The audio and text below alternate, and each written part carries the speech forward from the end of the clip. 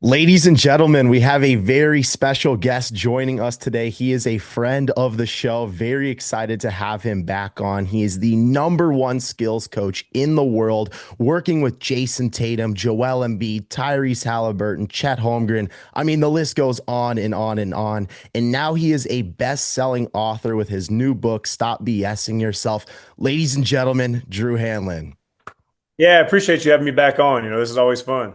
Heck yeah, man. I appreciate you joining us. Congratulations on now becoming a best-selling author. It seems like everything you've been touching has been turning to gold lately.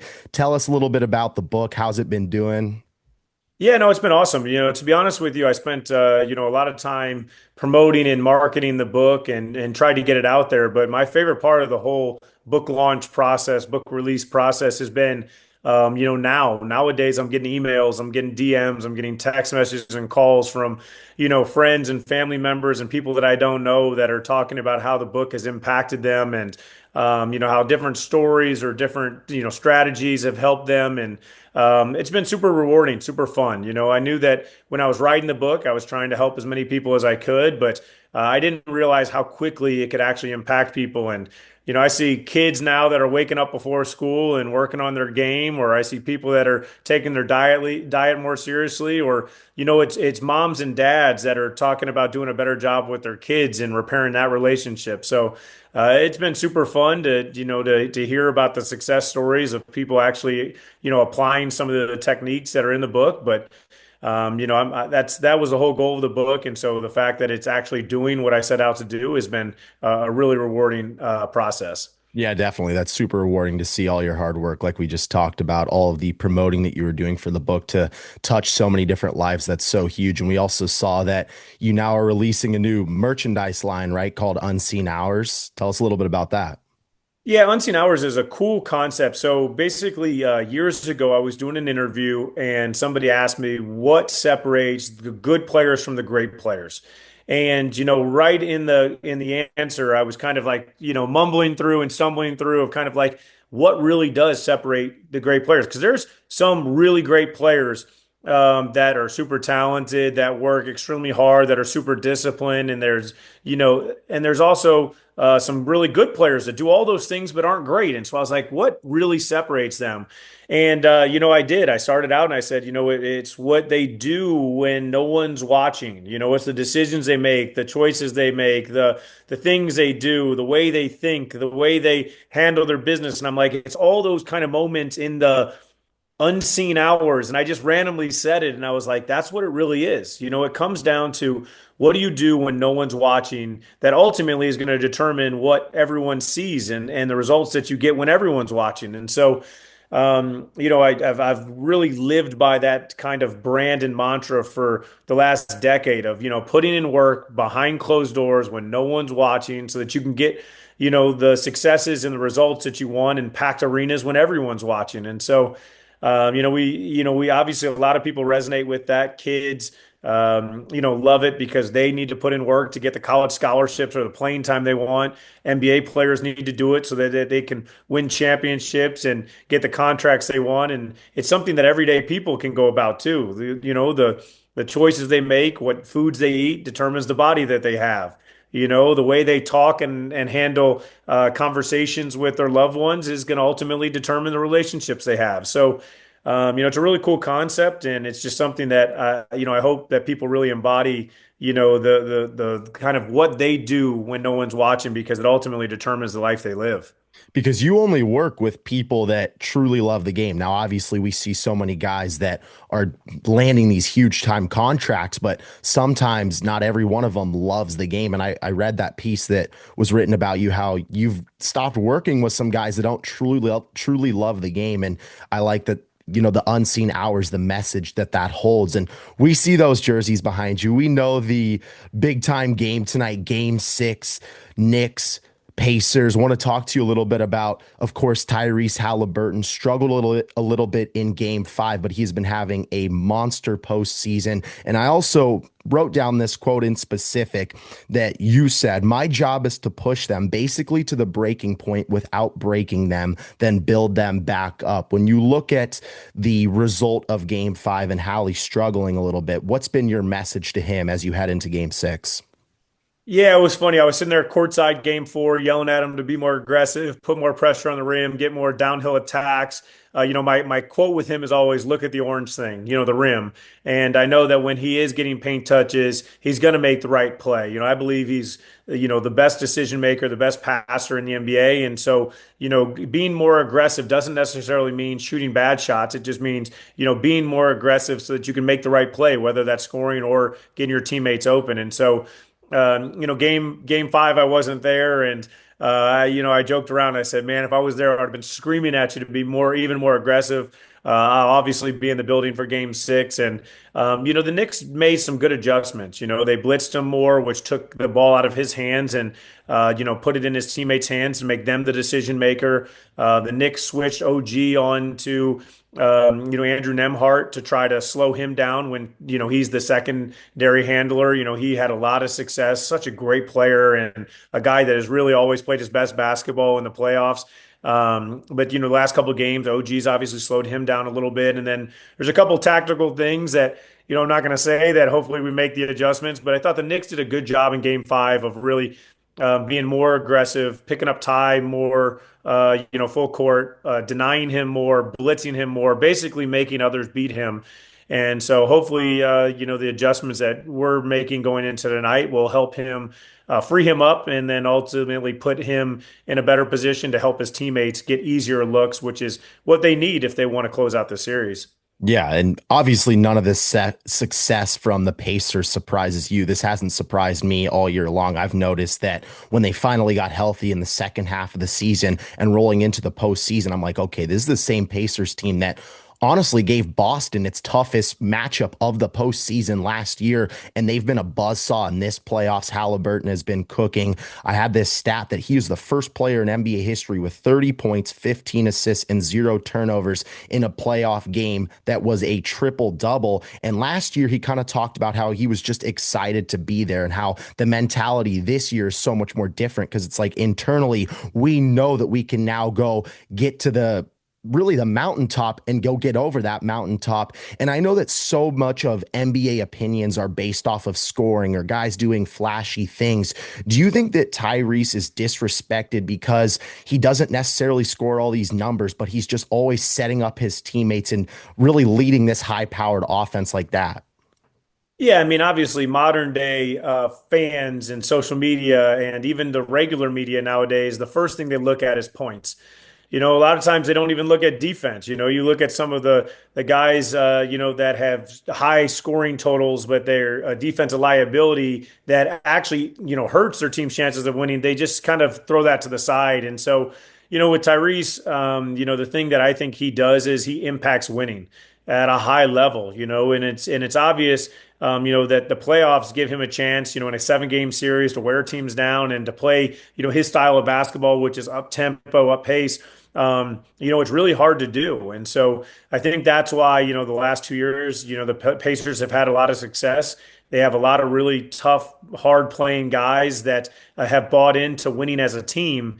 And, I know that it's fun, to have, a star centric, ISO dominated offense. I grew up idolizing Michael Jordan, and so many people loved watching Allen Iverson and Kobe Bryant and these guys play. But in the modern day era of pace and space, really ball movement, player movement, getting good shots, turning down decent shots to, improve the quality of look that you get is what's ultimately going to drive winning. And so I think that Tyrese is obviously the engine behind the Pacers, and as he goes, the Pacers go. That's what people have come to see. When Ty plays well, they win. When Ty isn't as aggressive as we need him to be, then they lose. And so it's important to get him going from the jump. And I think that people will start appreciating, what he brings to the table when they start seeing all the success that his teams have year after year. And it's not all about scoring. It's ultimately about how can you impact the game, and he obviously does that at a very high level. Yes, he does. Yeah, this Pacers team has been unbelievable to watch the pace that they play with. They put the pace in Pacers. When they get out in transition, they've been unbelievable this year. And it seems like Tyrese Haliburton, to a degree, is almost like a dying breed of really pass first point guards. You don't see too many of those guys anymore. And that's almost why that whole disrespect narrative has been brought up around his name. And, you've seen that so much with your clients with Jayson with Joel Embiid and now with Tyrese Haliburton. So nothing new with them. One game away from making it to the NBA Finals, where they will see your guy Chet Holmgren, who you've been working with a ton. You look at this Thunder team; they are just so explosive. Obviously, won 68 games. They're back in the finals. They breezed through the Western Conference, and this Thunder team, they're so deep. They can beat you in a multitude of ways. Obviously, SGA won the MVP, and you have Jalen Williams, who is this dynamic second option. But then when you look at Chet Holmgren, he's almost like the cherry on top for this team. And so many people forget that he was the second overall pick. He missed his rookie year with that injury. He missed almost 40 games last year. But it feels like with Chet right now, he's not too far away from becoming one of the best players in the NBA.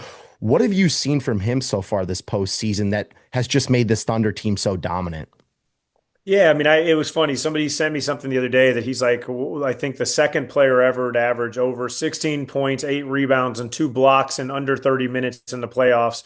And it just shows you like the versatility and the strength in numbers that the Thunder has is so impressive. Obviously you mentioned, SGA being their number one option.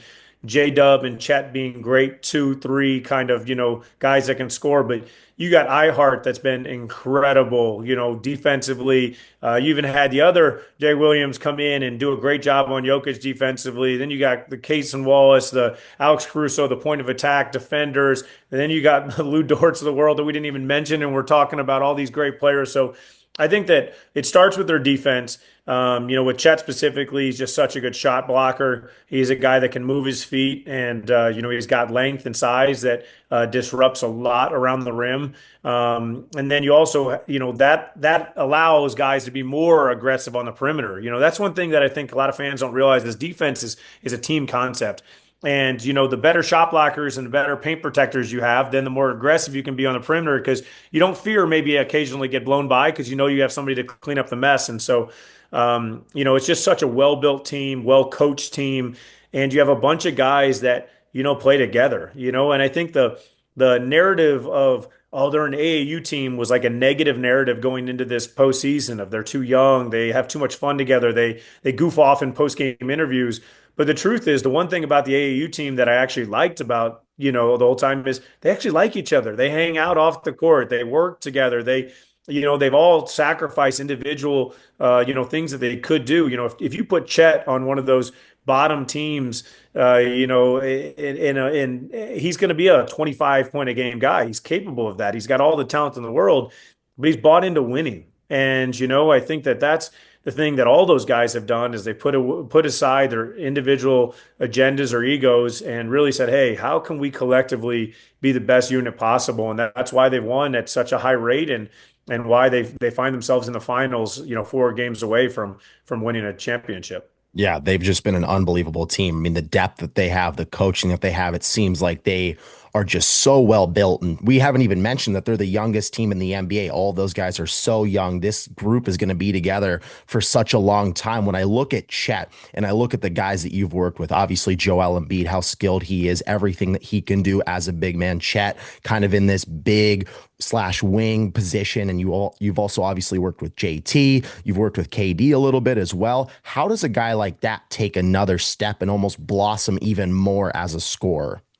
Yeah, I think it depends. Right now he's obviously his role is more pick and pop and then also rolls to the rim where he's catching lobs. And then every once in a while, if he gets a mismatch, he'll get a quick post up. But he averaged less than one ISO post up a game this year. And so I think that what you'll see him evolve into as he keeps getting more comfortable and as the team, has to kind of change. I don't think they're going to be able to keep their depth in 3 or 4 and 5 years when all those guys are starting to get off their rookie contracts. So once that happens, then he's going to have a little bit more of a responsibility. But I think really the next evolution is just being a better version of what he is now. And then adding in those, when he gets cross matched, when he has a small on him being able to like post up and take advantage of, smaller guys on him. Or if he has a bigger guy on him that can't move his feet laterally as much, then, those stampede where he catches on the perimeter and attacks the basket, quick change of directions. But I think that the way that they're set up right now is a very ball movement, player movement system. So I don't think you're going to see as many stagnant ISOs, and I don't think he needs to do that yet. And so while is he capable? Yes, but to win games right now, the best way is keep the ball moving, keep the pace moving, keep the players moving, and so I think Chet will just continue to get more efficient, more effective, be able to take advantage more of those cross matchups, whether he's faster than a big or whether he's taller than a small, and I think that he's just going to keep being a better version of what he is now and keep impacting winning at a high level. Yeah, definitely. Final question that I have for you on the Oklahoma City Thunder. This team, obviously, such a buzzsaw. Best defense in the league, number one offense, MVP, former coach of the year. They can come at you from so many different angles. In your opinion, how do you slow down a team like that? If the Indiana Pacers were to win tonight, make it to the finals, how do you even go about slowing down a team like that? Yeah, I mean, I think that's obviously a challenge for anybody. That's why they have the record they have, and that's why they have been able to win the series they have. I think what you have to do is obviously you have to get them in rotations. They're so good at getting back and multiple efforts on defense, but you have to get them in rotations. That's why Denver, I think, took them to seven, is because you saw Jokic was able to make them put two on the ball at times, and then when they were packed in, you have to be able to make shots. And I think that's the second thing. I think number one, you got to get them in rotation. You can't just try to ISO. They just have too many good individual defenders.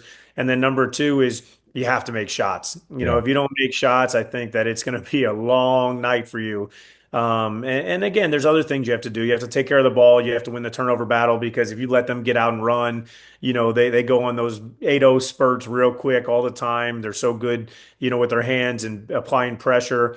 And then you have to match or try to match their intensity, their toughness.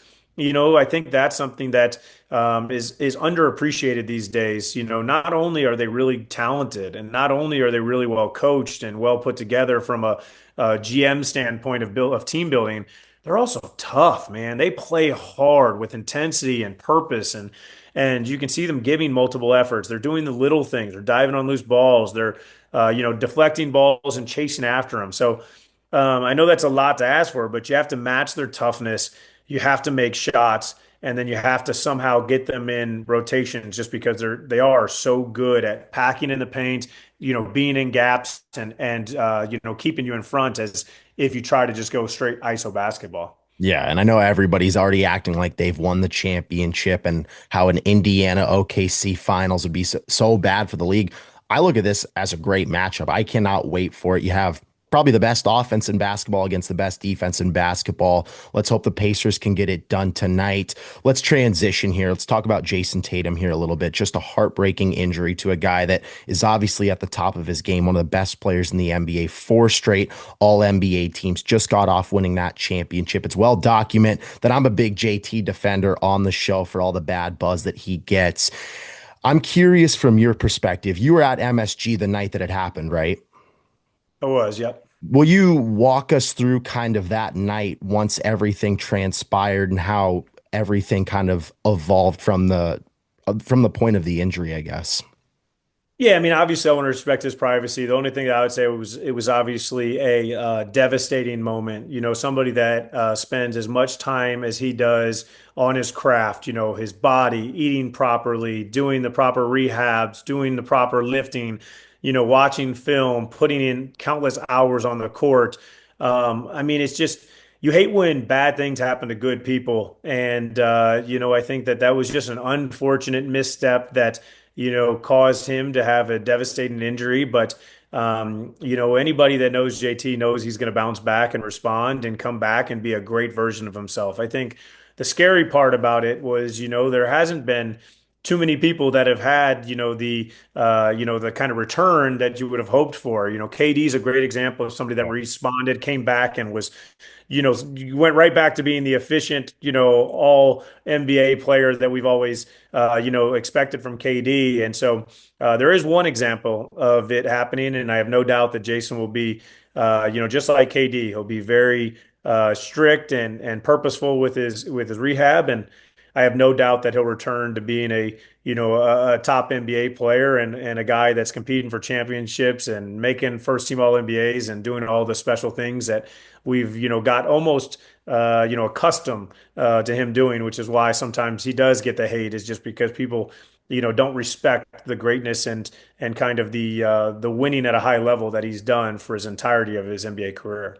Obviously for you, you have this brilliant basketball mind when you're able to help these players evolve and develop and get to the top of their game. Is it almost a different challenge for you now where you're so used to helping these guys unlock new skills or work on new skills, and for an Achilles injury that's so scary, kind of working everything from the ground up or from a certain baseline? How do you, as a guy that's been so instrumental throughout the development in his career, how do you almost help him get back to that point? And is it like a new set of challenges for you almost? Yeah, I mean, what I look at it as is I always look at everything as, there's mental and there's physical. Physical, including the skills and stuff like that. Mental, just making sure that you're back at your best mentally too, emotionally, all those kind of things. And so I think the first part is, just being there as a friend. And I think the second part is then building back up the game. And then the third part is building up back up the confidence in your game. And I've went through this process with a lot. Zach LaVine had a serious knee injury and he had to rebound, and Joel Embiid has had, a couple injuries where he's had to rebound. So this isn't the first time that I've went through this process. I think the first thing is just being there for him, as a friend, and them understanding like this sucks, but you're gonna get through. There's gonna be light at the end of the tunnel. The second part is, getting them back to trusting themselves as a basketball player, getting back on court and making sure that they feel in rhythm and giving them the confidence in their game again. And then the third part is just making sure that they do have that same swagger, that same, confidence in their game so that when they do step out on the court, they go right back to being who they were when they left. And so, each recovery and each kind of return to play is what we always say is different, but like I said, I mean, I've been through this before with guys, and I kind of know the one, two, three, process. And each guy goes through different challenges, and each guy responds differently. But there's been countless people that have went through injuries and come back on the other side of it and been great players. And so that's what I just keep reminding all my guys anytime they go through an injury is like, hey, this sucks now, but like, we're going to get through this. And on the other side of it, let's just make sure that you're just as good and if not better. This gives us time to actually, work on different aspects of your game that maybe you didn't have time before. And so I'm always trying to be optimistic and positive and just reinforcing that, these guys are special for a reason, and so they're going to find a way to get back to being special. And I have no doubt that JT is going to be just as good as he is, and I think he'll be better. Yeah. Yeah, he'll come back way stronger, just like Kevin Durant. For you, how do you balance that fine line of, okay, I'm going to push you, I'm going to motivate you as hard as I can, but I'm also going to build you back up? You said, you've worked with Zach LaVine off that injury that he had, and Joel Embiid, the injury history that he's had. How do you balance that fine line of, okay, we got to get back to this spot. It's going to be as tough as possible, but we also know that you can do it and you're one of the best players in the world. Like, how do you balance that fine line? Yeah, it's no different than anything. If you want to make improvements in life, what you do is you look at where you are and where you want to get to, and then you break that down into little chunks that feel manageable. And so, there's a bunch of little chunks, and once you just check off those chunks, you look up and you've shrunk the gap between where you are and where you want to get to, and hopefully you've exceeded it. And so that's all it is breaking down everything into small little steps. And and then the journey, instead of looking at it as a holistic, long process, it looks like, very manageable process that you have confidence that you can go through. So that's all it is just breaking everything down and then, checking off one step at a time until you look up and go, wow, like now I'm here. Yep. Another guy that we're super excited to see get on the basketball court, obviously former MVP Joel Embiid. It seems like right now he's just flying underneath the radar. We haven't seen him in the postseason this year, obviously, with the injury that he had. This offseason, what's been the point of emphasis, or what's going to be the point of emphasis to get him back to that MVP form? Yeah, I mean, obviously, it sucks for Joel having to go through last playoffs playing injured. He had the face, he had half of a face that was moving, and then half of a leg, and still led the playoffs in points per game, and had a 50-point game against the Knicks in that series. Then this year was super frustrating for him, not being able to be healthy, to be out there and impact winning. It's the first year since he's been playing that he like just wasn't himself. He wasn't able to be himself. And so, he was fortunate enough to get the surgery and has been doing all the rehab process. And it's no different than Jayson. He's going to have to take it step by step. And I have no doubt that he's going to be able to come back and be a dominant force like he always is. The biggest thing is just health. Sometimes you can't control things, and I think that's the one thing that fans don't understand enough of is there are some injuries that are could be preventable, and then there's other injuries that are just unfortunate. And he's had some unfortunate injuries that he can't control.